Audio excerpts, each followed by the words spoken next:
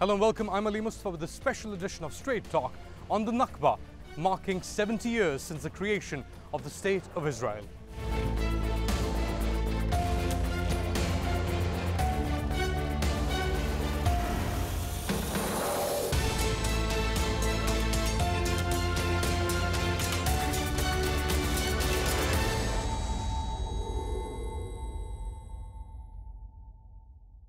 Israeli forces killed dozens of Palestinians in Gaza after weeks of protests. Thousands had gathered to participate in the Great March of Return, marking the 70th anniversary of being forced off their lands to make way for the State of Israel. At least 59 Palestinians were killed on May 14th in the deadliest day for Gaza since Israel's 2014 offensive. The international community condemned the killings, with Turkish President Erdogan holding Israel responsible. However, the United States and Israel say Hamas is to blame, after claiming most of those killed were members of the group.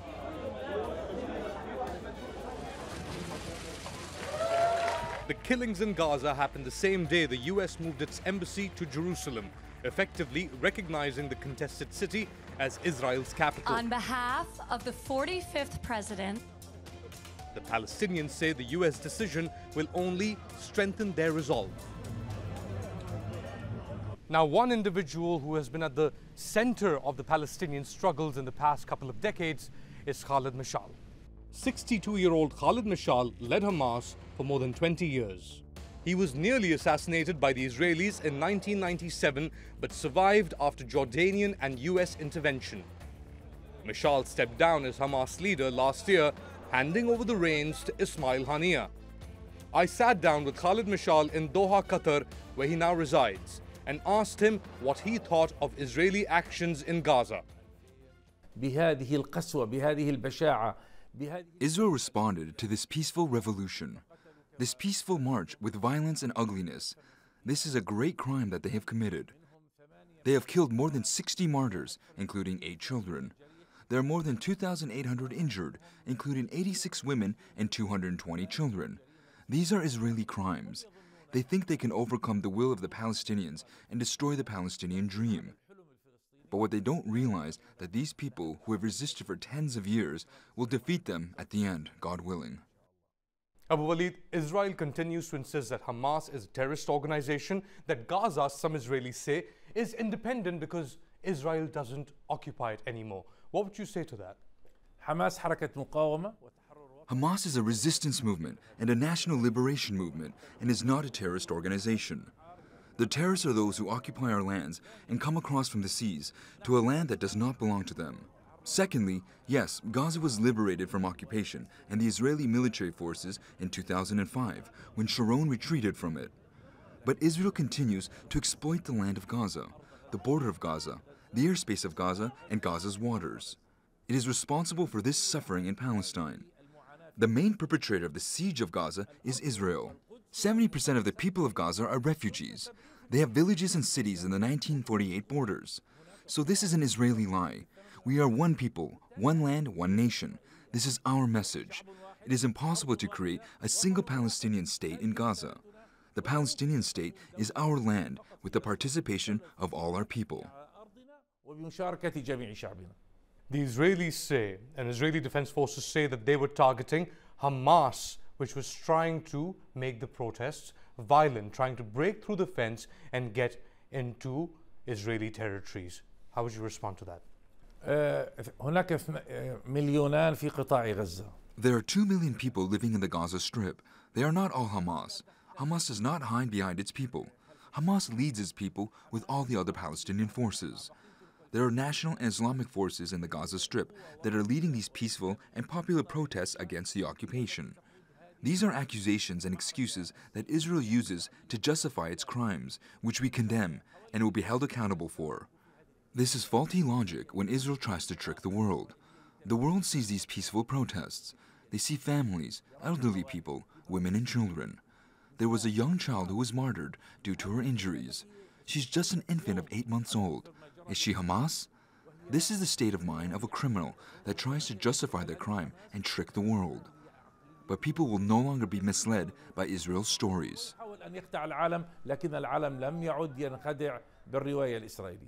But the Americans tend to agree with Israel. In fact, the Americans have blocked a Kuwait-backed proposal at the UN Security Council which called for investigations and condemned the Israeli actions in Gaza.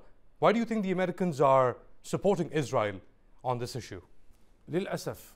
Unfortunately, the United States of America and its various administrations, especially the Trump administration, have chosen to take the side of oppression and aggression and sticking to a position that goes against historical facts. It committed a great crime when it recognized the creation of the Zionist state, marking the Palestinian Nakba in 1948. It continued its support with weapons, with Apaches and F-16s, all types of other bombs that were used to kill our children, women, and people.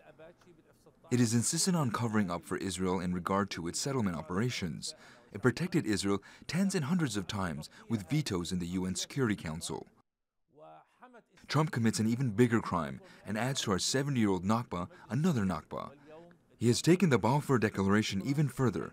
Trump has made an unfortunate promise of giving Jerusalem to the Israelis and is now moving the embassy to Jerusalem and sent his delegation to show clear American support to Israel.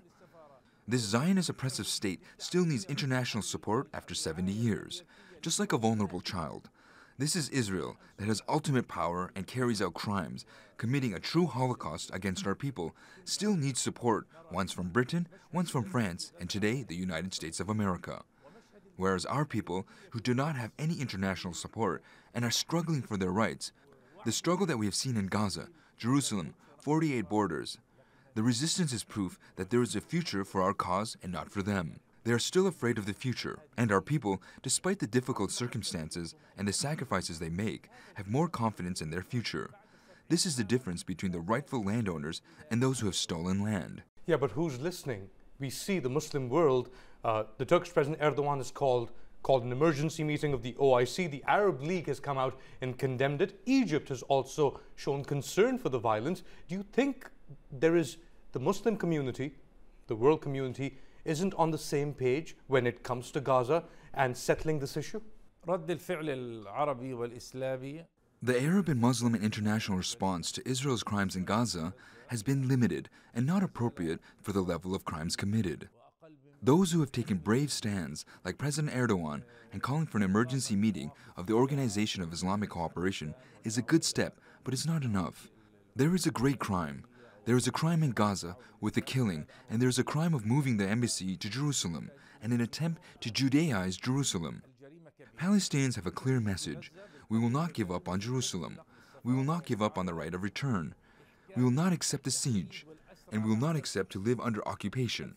So the stand that we expect from Arab, Muslim, and international supporters is to stand next to the Palestinian people, supporting their resistance, supporting their persistence, breaking the siege of Gaza, rejecting the American position on Jerusalem, rejecting the deadly Israeli policies in Gaza and the West Bank, rejecting settlements, and supporting the Palestinian right to return without occupation and to live in an independent Palestinian state. Recently, at the beginning of these protests in Gaza, the Haaretz newspaper in Israel came out with a report that Hamas had proposed a 10-year ceasefire to Israel. Hamas then came out recently and said that this was untrue. There was no such proposal on the table. Do you think a time will come, or is there a time to make a ceasefire proposal to Israel if Israel continues killing Gazans and Palestinians? I can confirm that Hamas never presented such a proposal. This is for sure.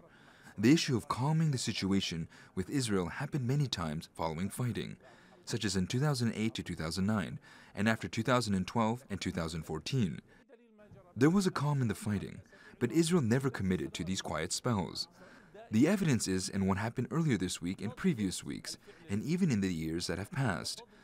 Israel is always trying to control the Palestinian actions, and to control the response of the victims who have suffered under the occupation, settlement, killing, aggression, displacement, destruction of homes, and stealing of land. Israel goes unpunished, killing at will. Israel is not trustworthy, so there's nothing on the table. There is a calm after the fighting, as I said, but Israel's not sticking to these informal agreements. We are not interested in escalation. but we are interested in our right. We will not accept to back down from our rights. We will not accept the United States of America to come and hold all of these events to steal Jerusalem from us.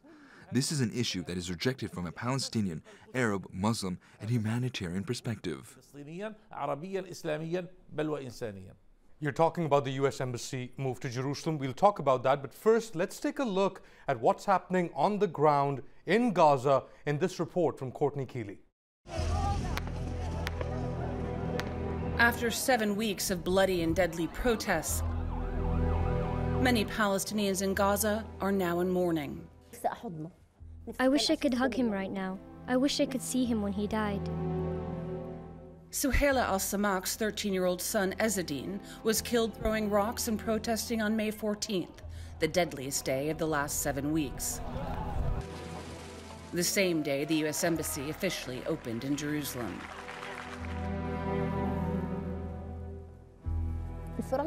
Separation is difficult. God has chosen him. God be with him. God bless him. She says there is nothing more valuable than a son. I am ready to sacrifice all my sons in order to get Jerusalem back. Posters of Ezzedine being hailed as a martyr plaster the walls outside the family home. Most wreaths and banners are from Hamas or its affiliates. The Palestinian Ministry of Health says in the past 7 weeks, more than 110 Palestinians have been killed, with more than 3,500 others wounded by Israeli Defense Forces using live ammunition. Gaza's hospitals are overwhelmed. Dr. Adnan Al-Bursh is an orthopedic surgeon at Al-Shifa Hospital. 3,000 injured in all Gaza in Monday's demonstration. And 800 wounded here in Shifa Hospital. According to Dr. Marwan Abu Saida, they performed 144 operations in the first 48 hours after last Monday's protests. Here, this is with a high velocity injury. I think this is a bullet, high velocity bullet, because it caused a distraction at the entrance and destruction of the main bulk of the tissues inside and at the exit. I think this is a high velocity bullet, destructive bullet really. Are you finding fragments of the bullets? Sometimes, yes. Sometimes we found the fragments, sometimes without, most of the cases without any fragments in the bone, just destruction of the tissue. With a severe shortage of medicine, most surgeries are performed using local anesthesia. They used explosive bullets. Israel doesn't use that for animals, that kind of bullets. Iyad, who identified himself only by his first name, said he's a member of Fatah and did not go to the protest at Hamas's urging. I touched the fence. I felt good and I felt relaxed. And I wished I could go further. I want to see Haifa, Jerusalem. Isn't it my right to visit it?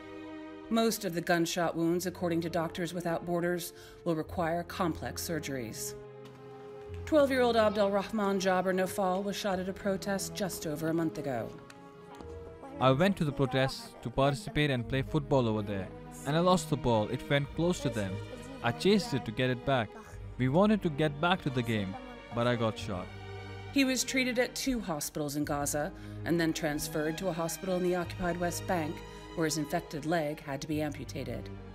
I got poisoned, and then they cut my leg. He said he never thought he would be shot.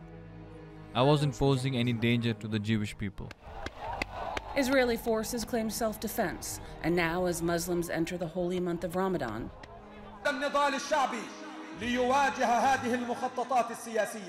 Hamas is calling for revenge. Courtney Keeley, Strait Talk. A lot of devastation in Gaza, as we saw in that report. People being killed, thousands of people injured. Now, Gaza as a territory has 1.8 million people. It's surrounded by Israel on 3 sides, and Egypt continues to blockade it from the south. Recently, we saw Ismail Haniyeh go to Egypt and for negotiations on the way forward. What was discussed, in your opinion, in those negotiations between Ismail Haniyeh and the Egyptians? There is general concern in the region regarding the developing events over the past 6 weeks. Gaza surprised the world and the Zionist enemy with its men and women and resistance forces and their unique means of peaceful resistance in the Great Return March. This put significant pressure on the Israeli occupier and this caused widespread Israeli anxiety. They were concerned about the situation becoming even more volatile, especially when the protesters in Gaza decided that they wanted to return to their homes and villages that they were forced out of in 1948. This is their natural right, the right to return. It is one of the main points of the Palestinian issue. Like land, like Jerusalem, like resistance and struggle. For this reason, there was concern, and in an attempt to avoid any victims, the Egyptian leadership tried to discuss with the leadership of Hamas the possible scenarios that could develop out of the situation. The Hamas leadership is aware of what is happening. It is part of the people. It expresses the rights of Palestinians. It cannot compromise in any way the rights that Palestinians demand. The problem is not with the Palestinian side. Palestinians are asking for their rights in a civilized way. The problem is with the Israeli occupier. They want the land, the security, ultimate sovereignty, to besiege Gaza, to steal the land of the West Bank and Jerusalem, Judaize Jerusalem and build settlements and ignore the rights of Palestinians. This is not acceptable. The message of the people of Gaza is that the siege cannot go on. 11 years of siege, hunger, and slow death is enough. No more bargaining on the issue of Jerusalem and this American hypocrisy by promising Jerusalem to Israel. As you mentioned, the U.S. moved its embassy to Jerusalem on May 15th, sparking a new wave of violence across the occupied territories and Gaza. Let's listen to what President Trump had to say on moving the embassy, the U.S. embassy, to Jerusalem. Congratulations. It's been a long time coming. That's U.S. President Donald Trump calling this a historic moment, fulfilling his campaign promises. Following that, Israeli Prime Minister Benjamin Netanyahu came out and said this. What a glorious day. Remember this moment. We saw the Israeli Prime Minister Benjamin Netanyahu there speaking after the embassy was moved. What do you make of these two statements by Donald Trump and Benjamin Netanyahu? U.S. President Donald Trump is ignorant about history. He is ignorant about the resistance and revolution of the people. He is living in a world of business.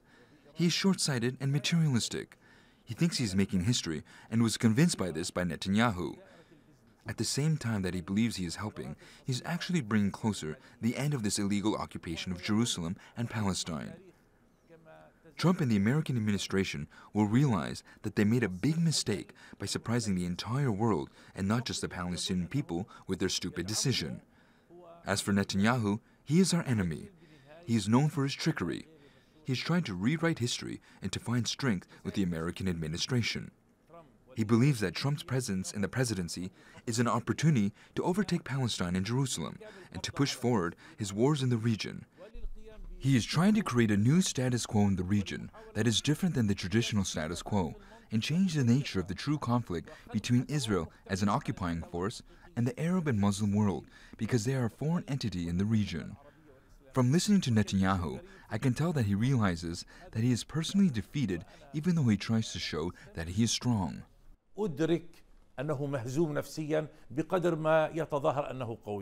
Very quickly follow-up question. He specifically said, Donald Trump, that we extend a hand in friendship to Israel and the Palestinians and to all of their neighbors. Can you expect the U.S. to be a neutral arbiter in the peace process moving forward after this embassy move? The United States of America and its administration was never a neutral party in the Arab-Israeli conflict. They were always biased towards Israel, supporting Israel and protecting, as I said before. For Trump, the issue is much clearer. For sure, America was not an acceptable arbiter in the past, and today it is not a neutral arbiter either. Because it is not neutral. It does not have the proper moral attitude. It has gone against the history of the Palestinian people, even the rights of the Palestinian people. And for us in Hamas, we never trusted the United States of America, even for a day. There are some Arabs and some Palestinians who hoped that there would be a role for America in some past times. Today they are questioning this. We question and are still questioning this possibility today. And now Trump has made the picture very clear to us. How do you think the Palestinian Authority and the Mahmoud Abbas leadership has responded to this embassy move? Very clearly and specifically, President Mahmoud Abbas's position towards the deal of the century and the announcement of the Americans to move the embassy to Jerusalem and then the recent party, President Mahmoud Abbas's position is acceptable, but is not enough, firstly, and secondly, it is incomplete. Mahmoud Abbas is not any ordinary person. He is the president of the Palestinian people. Whomever rejects the deal of the century and the moving of the U.S. embassy to Jerusalem should take real actions on the ground. He should end the embargo on Gaza and fast-track the Palestinian reconciliation and join his people regardless of any difference he may have with them, and then gather his most powerful assets, which he failed to protect in the past. We should return the resistance to the ground. We should end intelligence cooperation with Israel. We should face America and the Zionist entity in the international arenas and gatherings, in a legal way and places where the Palestinian Authority has a seat. Do you think there's a time for a new direction now for the Palestinians, combined, united, Hamas, Fatah and others? Yes, today facing the challenge of America and Israel, and the threat against Jerusalem, the land and the right to return. Seeing the suffering of the people in Gaza and this criminal killing warrant the need for immediate action to restart the Palestinian reconciliation and to unite all Palestinian forces. This is first. Second, we need to apply the concept of partnership. Partners with the PA and the PLO in matters of political decisions, the resistance, and decisions on the ground. Third, we need to build our national institutions. The Palestinian force, through elections, and the PLO should not take matters into their own hands. Our institutions should not live in the past. What happened a few weeks ago in Ramallah is not a renewal of the PLO. We all need to be a part of these national institutions. This decision is in the hands of President Mahmoud Abbas. This is the historic moment when he needs to make these decisions.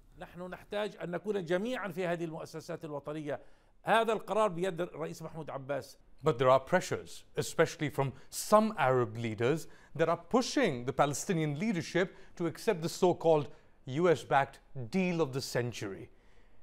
Do you think the Palestinian leadership and authority can withstand these pressures? I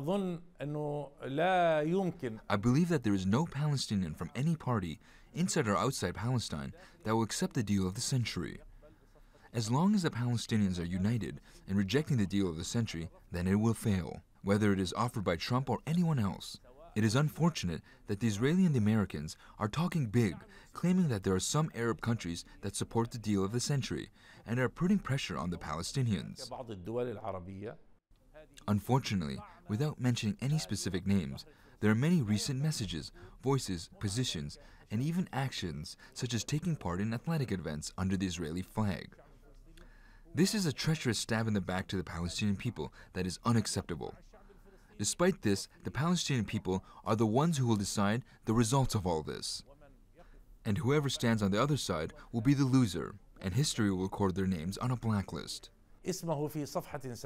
What would you say to Palestinians who say that the two-state solution is dead? We don't want the two-state solution anymore. We want a one-state, and we let demographics decide. The idea of the two-state solution was created by the international community. There have been a number of international and Arab discussions about the two-state solution. The Palestinian leadership has accepted the two-state solution for many years. The whole world wants a two-state solution. We never believed in the two-state solution. No solution comes from begging or negotiating without any position of power. The real solution comes from the ground, from the resistance, from struggle, from sacrifice. We believe in all of Palestine. It is our right, and we want to establish a state in Palestinian lands. Yes, in the past, there was a discussion about a united political view among Arabs and Palestinians, but this is no longer relevant because Israel has closed the door before it many times. Abu Walid, you will turn 62 in the next few weeks. You were the Hamas political chief for decades. How do you think your struggle has been, and what is the future of the Palestinian struggle? The Palestinian people have not been fighting for only 70 years. They have been fighting for 100 years. They resisted the British mandate in the 20s, resisted the Zionist gangs and invasion. Then it resisted Israel. It fought a number of wars. generation after generation. They fought wars in Gaza. Now there are 3 generations of Palestinians inside and outside Palestine who believe in the same message. This is our land and this is our Jerusalem. We will continue to struggle, ready to sacrifice. Yes, Israel has overwhelming power, but it is internally defeated. Compare between the Palestinian generation today and the Israeli generation. There is a big difference. The Israelis are depending on their military power alone. The Palestinians believe in the future. I'm telling you with full confidence that we will be victorious. Israel will be defeated. Soon Israel will regret not accepting a number of offers that were presented by Arabs and the international community. Khaled Meshal, thank you so much. And that's all for this special edition of Strait Talk marking the Nakba. If you've got any comments or suggestions, do share them with us on Twitter with the hashtag Strait Talk. Also, don't forget to subscribe to our YouTube channel. Until next time, take care and goodbye.